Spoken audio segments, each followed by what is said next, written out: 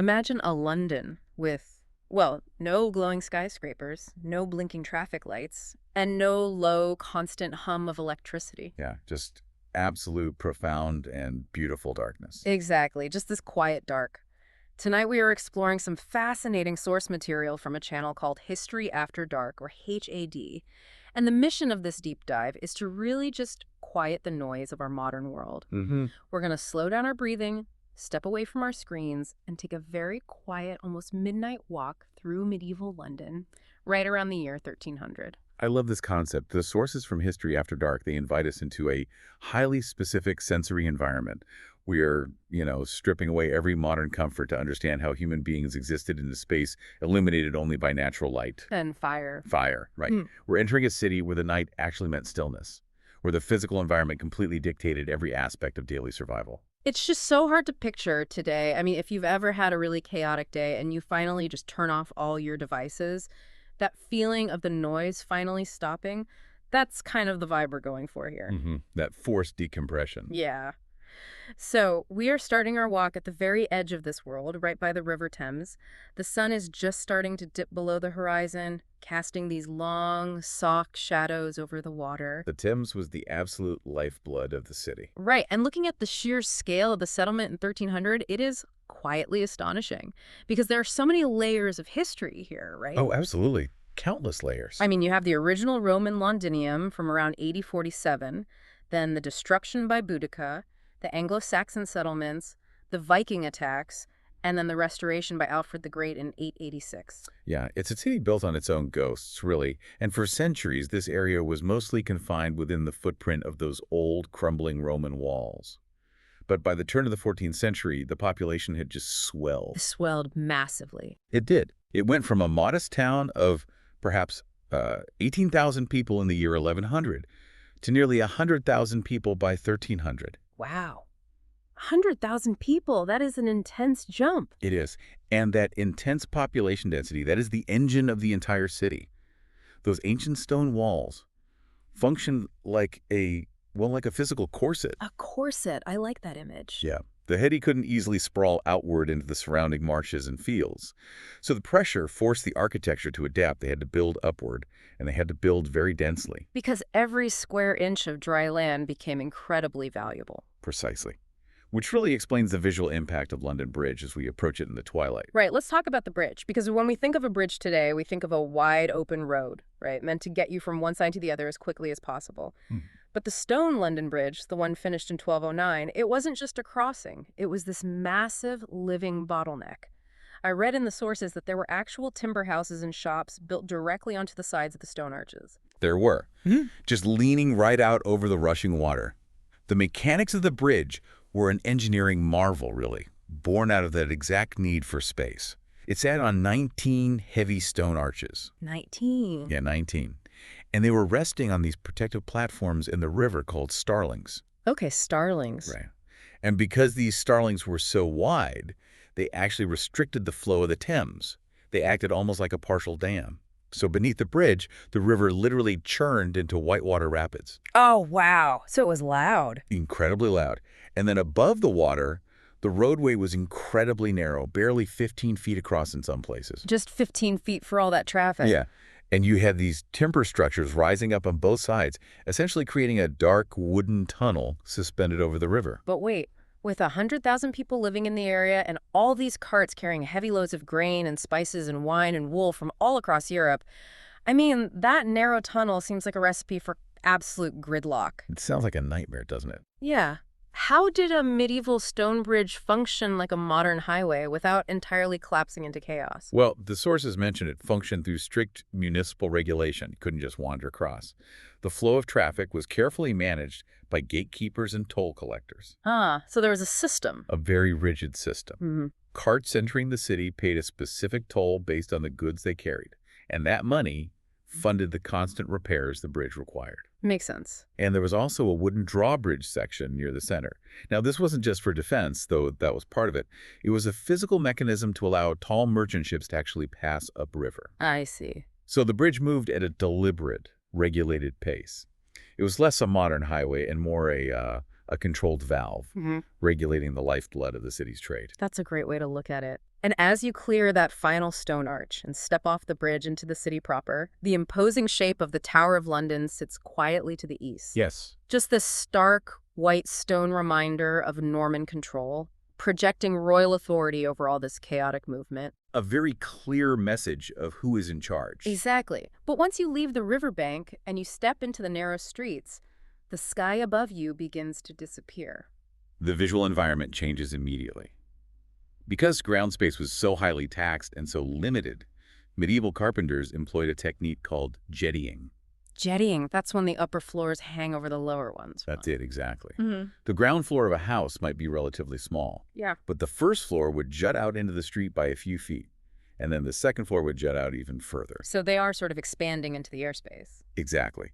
In the narrowest alleyways, the timber roofs of the houses on opposite sides of the street would nearly touch each other, blocking out the sunlight and completely trapping the air below. Wow. Now, you mentioned how cozy those timber buildings might seem with their soft light, but given the packed wooden buildings and the constant need for open flames for everything, wasn't this charming city essentially a giant tinderbox waiting for a spark? Oh, absolutely. It was a symptom of pure necessity. And the municipal government was deeply, deeply aware of the risk. Fire was the mechanism of their survival. I mean, they needed open flames in their hearths for warmth, Right. in their ovens for bread, in their workshops to forge iron. But in a city built of oak, elm, and pitch, one stray spark could devastate an entire ward. So what did they do? The city implemented strict legal mechanisms to prevent disaster. Like the curfew laws. Precisely. The word curfew itself comes from the French phrase couvre-feu, which means to cover the fire. Oh, I never realized that. Cover the fire. Yeah. When the evening bell rang, every household was legally required to bank their fires. They would cover the hot coals with ash or a metal shield so embers wouldn't float up into the timber rafters while they slept. Because if a spark caught a beam while everyone was asleep, the whole street would go up. Exactly. Furthermore, by the early 1300s, the city had passed ordinances banning thatched roofs made of straw, forcing homeowners to replace them with baked clay tiles. So they were actively trying to engineer the fire risk out of the city one law at a time. They really were. And tracked beneath those tiled roofs and overhanging timbers is the very distinct scent of the city. Oh, yes. The smells. We often hear this simplified narrative that medieval cities were just universally filthy because they lacked modern plumbing. But looking at the municipal codes from the sources, it wasn't just careless chaos. They actually had complex, albeit frequently overwhelmed systems for managing the physical reality of 100,000 human bodies. Yeah, the scent of the city was actually highly compartmentalized by trade, driven by strict guild regulations. It wasn't just a uniform bad smell. Right, it varied by neighborhood. Very much so. If you walked near the tanners by the River Fleet, the air was heavy with the sharp acidic smell of urine and lime, which were necessary chemical components for treating animal hides. Oh, wow. Yeah. And the butchers were confined to an area called the shambles, where the smell of raw meat and blood was incredibly concentrated. The guilds forced these noxious trades to operate on the edges of the city, or near running water, to flush the waste away. So they understood the need for sanitation. They even employed municipal workers, the muckrakers, to literally cart the waste out of the city limits. They did. The city employed rakers and specific workers called gong firmers. Gong firmer. Yes. And their entire profession was to clean out the deep cesspits dug beneath people's homes. They worked under the cover of darkness, physically shoveling the waste into carts and taking it beyond the city walls, or to specific barges on the Thames. That is a tough job. Incredibly tough. And, the pollution in waterways like the River Fleet wasn't due to a lack of effort to clean it. It was simply a matter of volume. Right, they were just outmatched. Exactly. The manual labor of a few dozen rakers simply could not keep pace with the daily output of 100,000 residents. Which brings us to the markets in the center of the city. As you move away from the heavy industrial smells of the tanners, you follow the sound of voices toward Cheapside. The famous Cheapside. Yeah, and the word cheap in medieval English comes from seep, meaning a market or a trade. Right. Cheapside was a wide open thoroughfare, relatively speaking, right in the heart of the city. This was the commercial spine of London. I love how the street names branching off Cheapside acted as a literal physical map of the economy. You had Honey Lane, Milk Street, Bread Street, poultry. It functions almost exactly like a physical version of modern internet domains. It's a really good analogy. Because today, if you want to buy a book, you type in a specific web address and you are instantly routed to that product. In 1300, if you wanted fresh bread, you navigated your body through the crowds directly to Bread Street, because guild laws required the bakers to centralize there. Yeah, that physical clustering of trades was essential for quality control.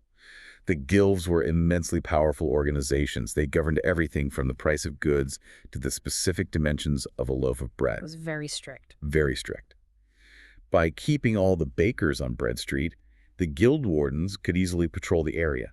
They were inspecting ovens and ensuring no one was mixing sawdust into their flour or selling underweight loaves. Wow, sawdust! People got creative.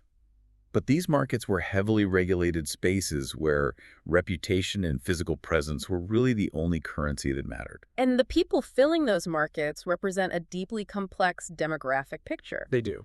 You have international merchants from Italy and Germany dealing in high-end silks and spices, standing practically shoulder to shoulder with exhausted local laborers. The sources also point to a significant shift in this demographic makeup right before the time of our walk. Just 10 years prior, in 1290, King Edward I enacted the Edict of Expulsion, which completely expelled the Jewish community from England. Yes. That expulsion was a defining economic and demographic shift of the era. Up until 1290, the Jewish community had been a vital part of the financial structure of the city, largely because they were legally permitted to lend money at interest, which was a practice restricted by the church for Christians. Right. And their abrupt removal by the crown left a massive void in the city's economic machinery, which was eventually filled by Italian bankers. It is a very clear reminder that this society operated on rigid, often ruthless hierarchies of power and royal decree. Definitely. It was a complex and sometimes very unjust society. Without a doubt. Speaking of the harsh realities of this society, with so much human density, the basic mathematics of hydration become a huge puzzle. Oh, getting water was a daily struggle. I mean, in a packed timber city where the local wells must have quickly become tainted or just run dry, how did the average resident actually secure clean drinking water? It's as if simply getting a glass of water was a full-time job in itself, making the city a place of constant practical struggle. It really was. The solution, though, was one of the most impressive pieces of medieval civic engineering. It was called the Great Conduit. The Great Conduit. Yeah. By the mid-13th century, the local springs were indeed failing. So the city engineers tapped into the freshwater springs of the River Tyburn, which was located miles outside the city walls. Oh, wow. They laid down a massive system of hollowed-out elm trunks and lead pipes, and they used the natural downward slope of the land to gravity-feed fresh water all the way into the heart of Cheapside. It's fascinating that they were utilizing gravity and lead piping centuries before what we think of as the modern era. It is. But getting the water to Cheapside is only half the battle, right? If you live half a mile away in some narrow alley, you still don't have a tap in your kitchen. No, not at all. The physical labor of hydration fell directly on the shoulders of the household or on a specific class of workers called water bearers. More physical labor. Exactly. These individuals formed their own fraternity. They would carry massive, heavy wooden tankards called tine on their shoulders, and they'd wait in long lines at the stone cistern in Cheapside. I can't even imagine the weight of that. It would have been backbreaking. They'd draw the water and physically haul it through the crowded streets to the homes of those who could afford to pay them. Fetching a single day's water required significant time, money, and physical endurance. We really take turning on a tap for granted today. We truly do. But as the shadows finally stretch across Cheapside, the heavy labor of those water bearers, the shouting of the merchants, the heat of the blacksmith's forges, it all slowly comes to an end. The city starts to breathe. Right. The sun drops completely below the timber roof lines. And this is where the sensory experience of our walk shifts entirely. The loud, fragrant, bustling city transforms into something incredibly small, intimate, and surprisingly peaceful. The descent of night in a medieval city fundamentally changed the rules of existence. Today, our skies glow with the ambient orange and white light of street lamps and office buildings. Yeah, it's never really dark. Exactly. We never truly experienced complete darkness in a city. But in 1300, once the sun set, the darkness was an absolute physical presence. Just the vast, deep, black sky, completely unpolluted by electric light. illuminated only by the faint, cold light of the stars. It's beautiful to imagine, but down in the narrow streets, navigation became genuinely dangerous. Oh, I bet. The cobblestones were uneven, there were open gutters, and the heavy timber doors were locked tight. The only illumination came from very fragile, localized sources. Like what? Well, a single tallow candle burning in a window, or a watchman carrying a horn lantern, casting a tiny, wavering circle of yellow light that barely reached a few feet ahead of him. So the mechanics of security completely take over. The massive wooden gates set into the city walls are physically shut and locked with heavy iron keys. The city seals itself off. It seals itself off from the outside world, and the sounds completely change. The relentless grinding of the cartwheels fades, and you start to hear the quiet, soothing sounds of the night. The intimate details of the environment. Yeah. A wooden door closing somewhere, the slow echo of a watchman's footsteps on the stone, the rustle of the wind channeling through the alleys, the distant bark of a dog, and beneath it all, just the continuous, gentle movement of the Thames flowing toward the sea. And inside the cramped timber homes, families are sleeping close together for warmth, resting before the trades, the blacksmiths, the bakers, the drapers, before they all begin again at dawn. There are no modern conveniences, no screens, no notifications, no late-night artificial lights to trick the brain's circadian rhythms. Which makes me wonder about the psychological impact of this darkness. I mean, in a world completely enveloped by natural darkness, without the constant hum of electricity and screens, does the human body achieve a deeper, more restorative kind of rest than we experience today? There is a strong biological argument that it did. Without the interference of blue light from modern technology, melatonin production would naturally rise with the setting of the sun. Right. Historical records often suggest a pattern of segmented sleep. People might sleep for a few hours, wake in the quiet of the night to tend a fire, pray, or speak softly to each other, and then return to a second sleep until dawn. Oh, wow. Segmented sleep. Yeah. The darkness essentially enforced a psychological reset. There was simply nothing else to do in the pitch black but let go of the day's anxieties and surrender to rest. That sounds incredibly peaceful. And as the citizens of 1300 London lie sleeping, completely anchored in their present moment, unaware of their future, we, as observers from the future, know exactly what the centuries hold for the streets they are resting above. We do. They're sleeping in the quiet calm before immense historical storms. Yeah. They have no way of knowing that just a few decades later, the Black Death will sweep through those exact narrow streets, fundamentally altering the survival and the economy of the entire continent. Or that the anger of the 1381 Peasants' Revolt will eventually batter against those locked city gates. Exactly. Or that, centuries later, a massive future fire will consume the vast majority of the timber architecture they so carefully assembled. They are completely oblivious to the future, but what is quietly comforting is that their city didn't just vanish into ash and memory. The concept that London never really disappeared. It's all still there, in a way. Yeah, it's like walking on a giant historical cake. Roman London lies beneath medieval London, which lies beneath early modern, right down to the modern metropolis. Every step you take today is resting on top of centuries of buried, sleeping cities. The physical geography of the city locked the pathways in place. The ancient Roman walls dictated exactly where the medieval city gates had to be built to allow for trade. And then, centuries later, when modern engineers dug the underground train networks, they often had to build their stations around the remnants of those same gates in medieval thoroughfares. That is so cool to think about. The modern metropolis of glass and steel is draped over a skeletal framework built of timber and Roman stone. We walk the exact same pathways because the physical earth demanded it. The medieval city survives today in the hidden fragments of stone beneath our feet, in the strict layout of the alleyways that refuse to be straightened, and in the names of the streets where the bakers and the tanners once stood. So as we softly recap our journey and prepare to leave this quiet, dark city, we leave the medieval merchants, craftsmen, and families to their rest, stripped of all our modern technology, realizing that despite the lack of electricity, their fundamental human experience remains deeply recognizable. They worked, they worried, they loved, and they slept beneath the exact same constellations we see today. It really connects you to them. Well, it is time for us to slowly transition back to the modern world, to the hum of our own time. But before you open your eyes and let the light back in, if you enjoyed traveling through time with us tonight, please subscribe to the History After Dark channel, as your subscription is our greatest motivation to keep producing new episodes. It is always a privilege to explore the quiet corners of the past with you. And as you prepare for your own sleep tonight, I want to leave you with one final, quiet thought. If London is built on layers and the modern world is built directly on top of the sleeping framework of the past, what future civilization will one day walk above us while we sleep beneath them? And what modern street names will we leave behind in their memory? Good night and sweet dreams.